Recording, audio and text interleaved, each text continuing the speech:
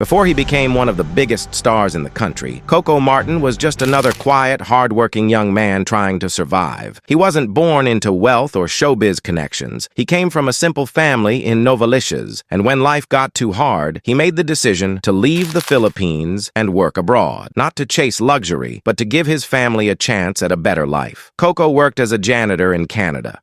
He cleaned restrooms, mopped floors, and did whatever it took to earn enough just to send money home. There were days he would eat once a day, nights when he would sleep on a thin mattress after standing all day, and moments where he'd ask himself if this was all life had to offer. But he never complained, because, for him, every tired muscle and aching joint meant his family back home could eat. Every peso he saved meant his siblings could stay in school a little longer. While others his age were out partying, Coco was pushing garbage bins and cleaning buildings in a foreign land. He said in interviews that he often cried in silence, not because he was weak, but because he missed home, and because he was scared he'd never make it back. But the love he had for his family kept him going. He could have chosen to stay in Canada and live a quiet life, but something in him kept believing that he could do more. So when he got back to the Philippines, he started auditioning, not in glamorous studios, but for indie films that paid just enough to cover basic needs. He would act in roles others turned down. He took gigs that weren't guaranteed to make him famous, but with every role, he poured his heart into it. And slowly, people began to notice. From bit parts to major roles, from indie films to primetime king, Coco's rise wasn't sudden. It was built on sacrifice, grit, and love. And even as he became a household name, he never forgot his roots. He bought his family a house. He provided for those who supported him when he had nothing. And even now, behind the scenes, he employs people from his old neighborhood,